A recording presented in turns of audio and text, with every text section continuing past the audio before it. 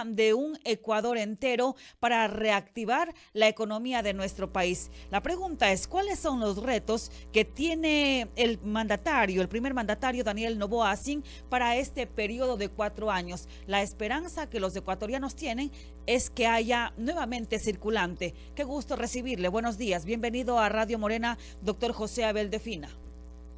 Buenos días, Mayra, y buenos días a toda su estimada audiencia. Qué gusto, doctor. Son las 8 de la mañana con 7 minutos. La pregunta es, ¿cómo y cuáles son los retos que tiene el presidente Daniel Noboa, su equipo de trabajo, la vicepresidenta María José Pinto, en materia económica para este periodo que tiene en funciones 2025-2029? El desafío está entre cumplir con las obligaciones que tiene el gobierno ecuatoriano hacia el exterior, con los compromisos que tienen con las multilaterales, con el Fondo Monetario Internacional, cumplir con los pagos de deuda e incrementar o hacer crecer la caja fiscal para poder cumplir con esas obligaciones.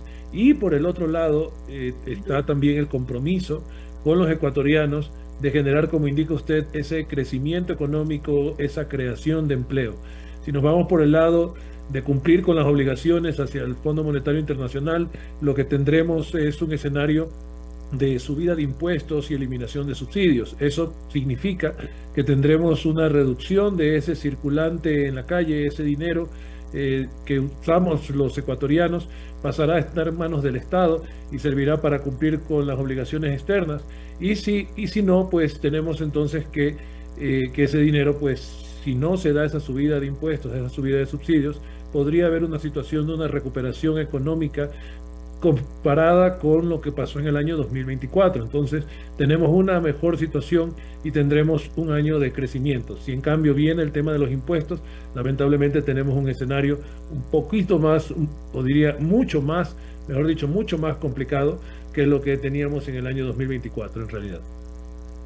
Con 8 minutos, pero ¿por dónde empieza el presidente de la República, Daniel Noboa? ¿Con qué cuenta? Es decir, ¿cuál es la situación real, actual que tiene la economía en nuestro país? Hablan muchos analistas de recesión económica, de decrecimiento, de que no se ha podido resolver inclusive el pago de la deuda externa, la deuda interna que tiene con proveedores, entre otras instituciones, pero ¿con qué cuenta? ¿Por dónde?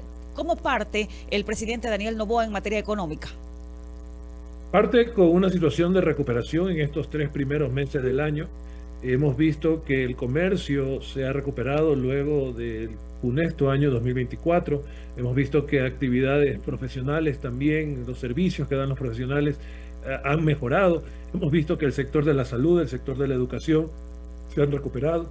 Tenemos una situación económica de recuperación, también ayudado por una mejora de las exportaciones de productos tradicionales y no tradicionales, no petroleros, como el camarón, como el cacao. Entonces tenemos una situación económica que apunta a que habrá una recuperación.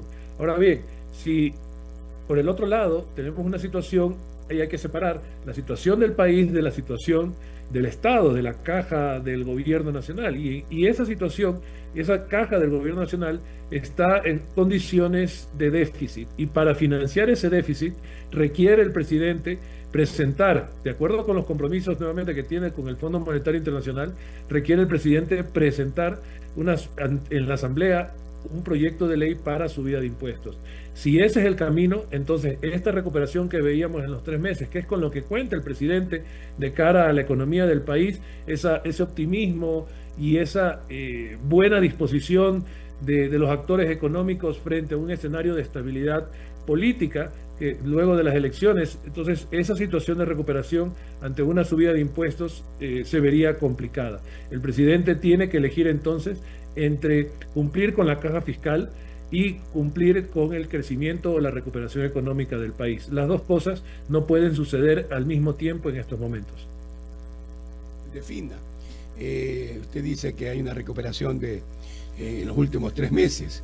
Las exportaciones han aumentado, eso es real, pero necesitamos exportar muchísimo más porque la deuda es tan grande, más de 90.000 millones de dólares en deuda externa.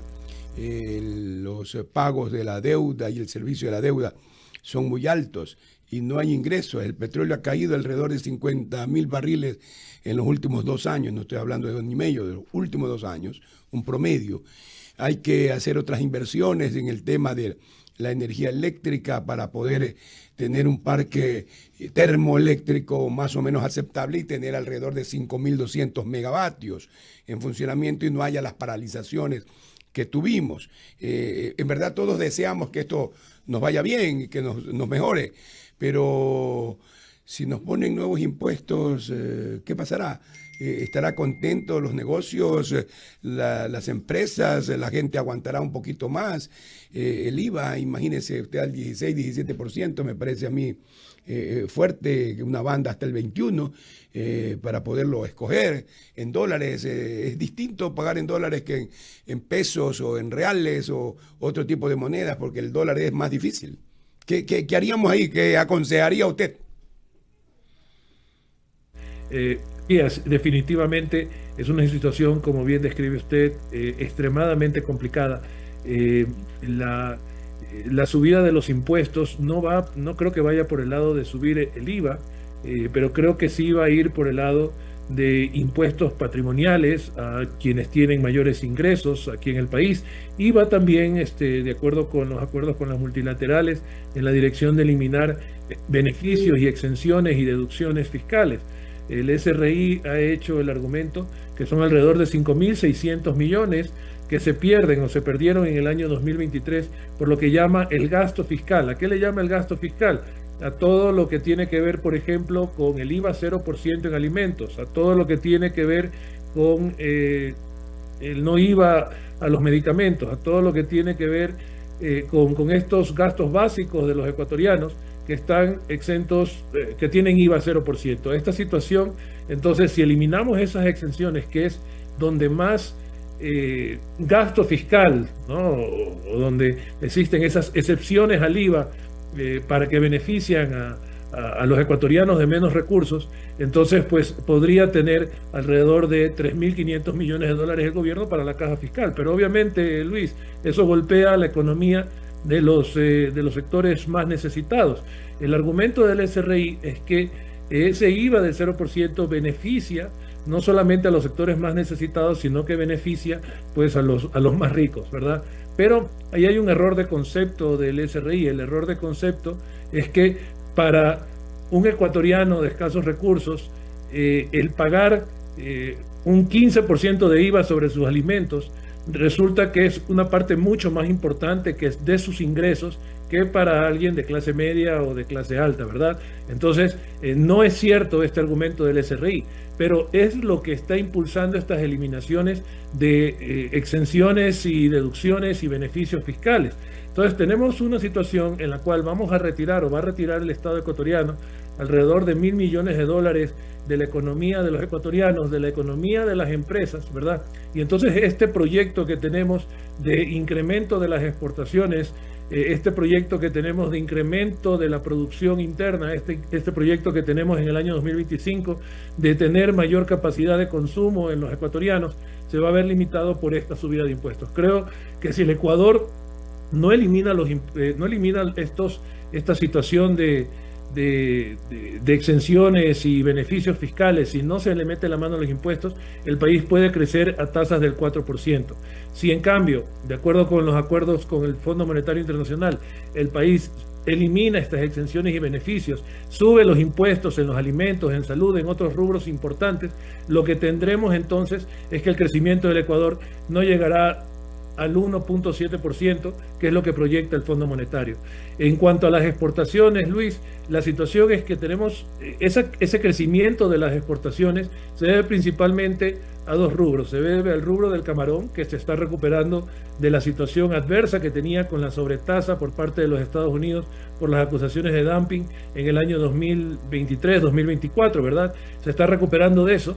Y también, pues, obviamente, lo que más aporta es la situación del cacao, del precio del cacao, que está bordeando hoy los $11.000, y esa subida del precio del cacao es lo que aporta más de 2.000 millones de dólares a las exportaciones, y es el impacto que vemos hoy en las exportaciones. Si usted revisa los otros rubros de exportación del país, la mayoría de ellos quedan debiendo, han retrocedido, con algunas excepciones, ¿por qué? Porque son también el reflejo de la situación complicada que existe en el Ecuador y el encontrarse los empresarios ecuatorianos también replegados, preocupados por una situación económica del país cada vez más complicada, Luis. Vale la pena también preocuparse de las exportaciones a favor, lógicamente, del país y de la gente, de los productores del cacao y también algo de los atunes. Esto significa que hay que darle estímulo también para por lo menos estos 6, 7 años que podría haber una bonanza de este producto de exportación tan rico, podamos salir avanti, pero el tema no es solamente eso. Si ponemos o ponen impuestos al patrimonio, hay un golpe de todas maneras a cierto nivel de personas, pero el impuesto a la plusvalía, por la cual hemos peleado muchísima gente en el Ecuador, Guayaquil, el país, hubo muchas protestas justamente en el gobierno del señor Rafael Correa. Es un principio liberal que de una u otra manera garantiza la existencia misma de la riqueza de la gente, del país, ¿no? Sí, Luis, yo he revisado la lista de las exenciones y de las deducciones, y la verdad que queda muy poco que quitar de esa lista, porque ya una gran parte de los estímulos que había, que menciona usted, los desmontó el gobierno anterior. Acuérdense que el gobierno anterior iba a desmontar unos beneficios, unos estímulos para montar otros estímulos. El problema fue que en la Asamblea no se llegó a aprobar el proyecto de ley que regresaba o que creaba nuevos estímulos, y entonces nos quedamos atrapados sin los estímulos que necesita nuestro sector exportador, sin los estímulos que necesita nuestro empresariado. Y cuando usted revisa la lista hoy por hoy, la mayoría, le digo, es alimento, es salud, es educación, es jubilados. En realidad, aquel que haga el argumento que esos son rubros que benefician sobre todo a los sectores de mayores ingresos, creo que está extremadamente equivocado y tiene que preguntarle al pueblo ecuatoriano qué piensa de que le quiten esos beneficios. También lo que usted mencionaba, el tema de la plusvalía, de la primera venta de una propiedad, eso también es una medida que estaría dentro del menú de cosas a quitar y cosas a borrar por parte de una eventual paquete de subida de impuestos del gobierno. Activas tiene el presidente de la República, doctor José Abel de Fina. Son las 8 de la mañana con 19 minutos. Para que no haya un paquetazo económico, para que el afectado no sea el pueblo ecuatoriano más de lo que ya está, porque vivimos en crisis y hemos padecido uno tras otro. Por ejemplo, el tema de la crisis energética. ¿Qué tiene que hacer el gobierno, según usted, para que tome otras medidas? ¿Qué otras alternativas hay? Lo primero que tiene que hacer el gobierno es renegociar su situación de la deuda externa y hacer espacio para invertir en el país, para estimular esa inversión, para crear los estímulos necesarios, tanto en el sector financiero. El sector financiero, fíjense, ha incrementado sus depósitos en casi 10.000 millones de dólares en tan solo un año. Esa plata, ¿cómo está trabajando en incrementar nuestra producción, en incrementar nuestras exportaciones y en incrementar el empleo? Ahí hay 10.000 millones de dólares para que se pudieran invertir bien, con los estímulos adecuados y con las seguridades adecuadas, ¿verdad? No estoy diciendo que se lo maneje de una manera irresponsable para nada, sino manejándolo de manera responsable, ponerlo a trabajar. Entonces, si nos vamos a la situación, lo primero que tiene que hacer es renegociar esta situación de la deuda externa. Lo segundo es que no puede ser. Los ecuatorianos no estamos en contra de pagar impuestos. Los ecuatorianos lo que estamos en contra es que esos impuestos sean mal utilizados, que esos impuestos sean utilizados para pagar una deuda que nunca se acaba y que esos impuestos no se reinviertan en la creación de empleo.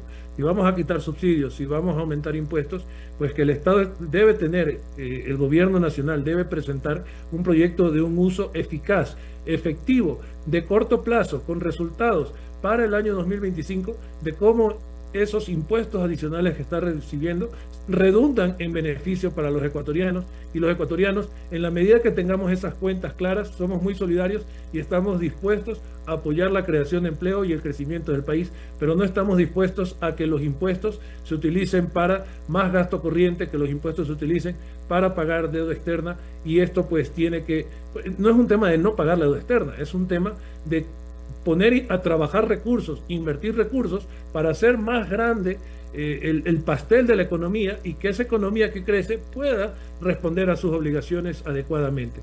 Pero, ¿qué debe presentar el gobierno? El gobierno debe presentarnos una solución que no vaya solamente en la dirección de usar capital político para subir impuestos, sino que vaya en la dirección de usar el capital político para que esos impuestos se traduzcan en la creación de empleo, en obras, en el aumento de las exportaciones que todos queremos y que todos necesitamos hoy por hoy. Las 8:22 en su estación Radio Morena. Este diálogo con el doctor José Abel de Fina. Doctor, como experto en finanzas y economía, cultura o incultura, este aspecto esencial en una sociedad como la ecuatoriana, que cada que hay un cambio de gobierno, lo primero que ronda es la subida y subida en el orden fiscal. En materia de exoneraciones, usted señalaba algo tan importante. Y digo yo cultura o incultura, porque aquí lo que más hay son exoneraciones, lo que más hay son exenciones y excepciones en materia tributaria. Pero, ¿para cuándo son equitativas? Una pregunta permanente del ciudadano común, que le toca, como usted señalaba, una vez que ya se dan las incrementaciones de los impuestos, le toca ver de cómo y de dónde. El ciudadano responsable. Habrá la necesidad, vea hoy, en el proyecto de ley orgánica para desarticular la economía criminal vinculada al conflicto armado interno. Usted como experto, primera cosa que le quiero consultar, ¿cuál es la calificación que le da, más allá de lo que se está tratando dentro de la Asamblea Nacional, doctor Abel de Fina? Roberto Figueroa le saluda. Buenos días, Roberto. Sí, el proyecto en la parte económica, en la parte política, en realidad, pues, y social, tiene algunas consideraciones importantes, y la Corte Constitucional tendrá un criterio al respecto de estas medidas que está proponiendo el proyecto de ley. Pero en la parte económica, el único punto tiene que ver con el tema de las donaciones a la policía y a las Fuerzas Armadas, que permiten que cualquier ecuatoriano pues entregue recursos, entregue activos a estas instituciones hasta un 30% del impuesto que tiene que pagar, del impuesto a la renta que tiene que pagar. En realidad, yo le encuentro a esto algunos problemas. El primero, ¿quién define el valor de estas donaciones? Si yo compro algo a 10 y se lo entrego en el exterior, o a 20 y se lo entrego a 30, 40 a la policía, ¿cuál es? Tengo ahí un beneficio, ¿verdad?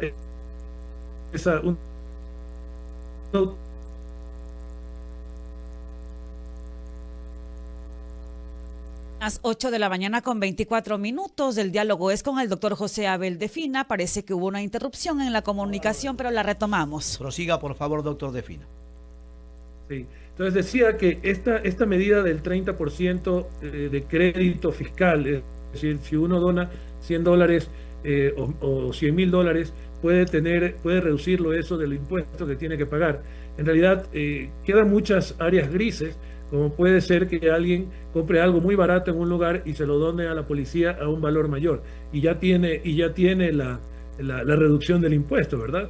El otro problema es cómo no convierte uno esto en que se use para crear una policía privada o unas Fuerzas Armadas privadas, en la cual, pues, dependiendo de la zona en la que se encuentra, los agentes pues tienen una relación de recibir un pago o una donación por parte de la población, ¿verdad?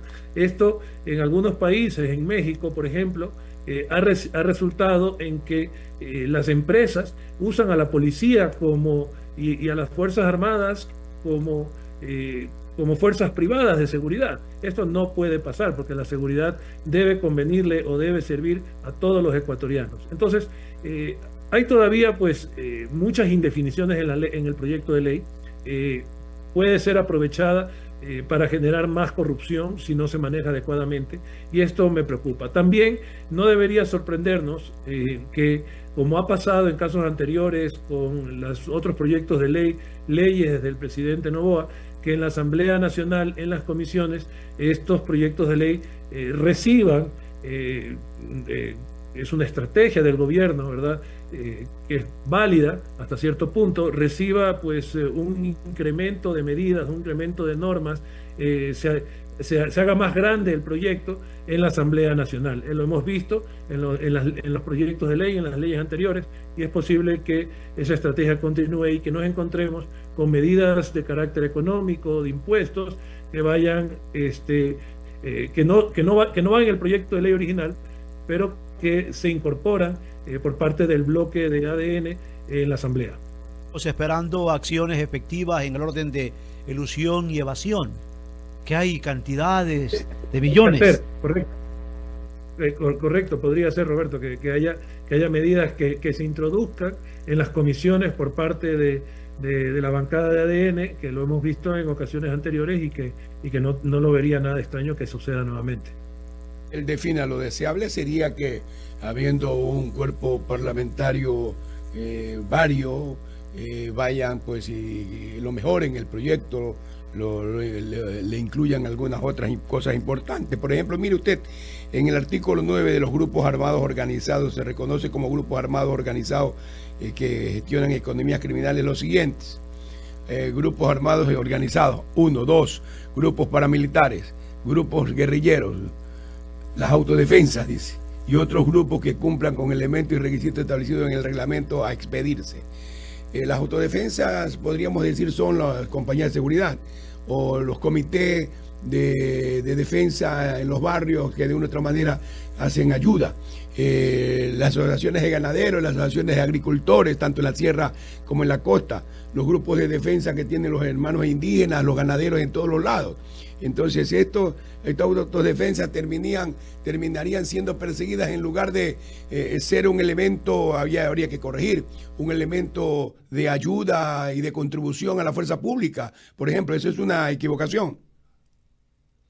Por supuesto, Luis, y esto pues obviamente pues la experiencia suya pues pesa mucho aquí, porque pues se necesita una mejor definición de estos términos, y cuando pues también uno pone otros y que define el reglamento, entonces wow, ahí puede pasar muchas cosas, ¿no? Podemos incluir ahí muchísimas cosas de las que usted ha mencionado, organizaciones de las que usted ha mencionado, e incluso más.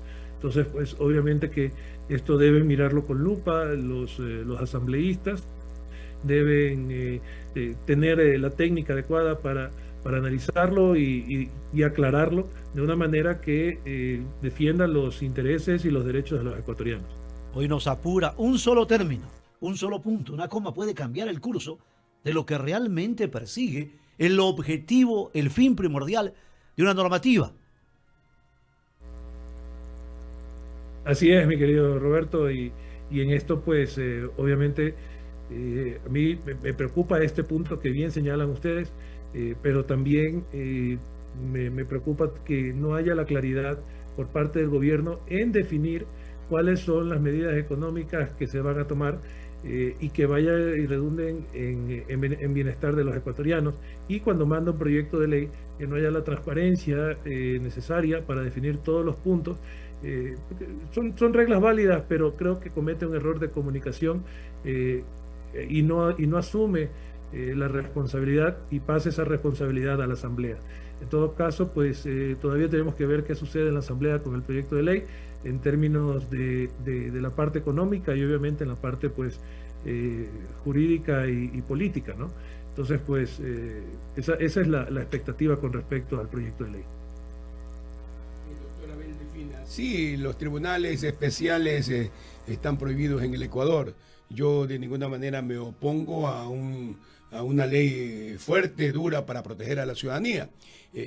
Simple y llanamente es algo de mejorar esto o cambiarlo en su concepto. El indulto, por ejemplo, esos tribunales especiales cambiarían el concepto constitucional. O sea, por eso creo yo que algunos irían a la Corte Constitucional a que tire todo esto abajo. Pero también el indulto presidencial anticipado en el marco del conflicto interno es algo a futuro que en realidad el indulto solo se da con la sentencia.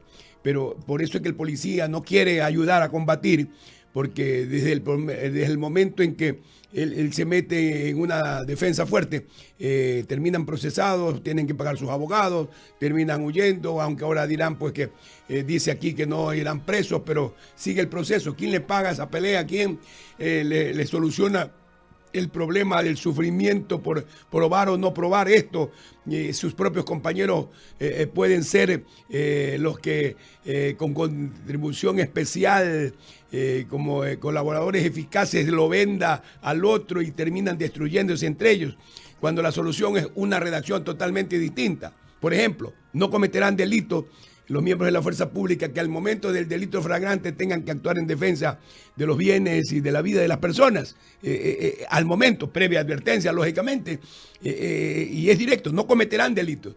Y en realidad, bueno, es como lo tomen, pero por eso es que el policía no contribuye hasta el último y el militar le da miedo.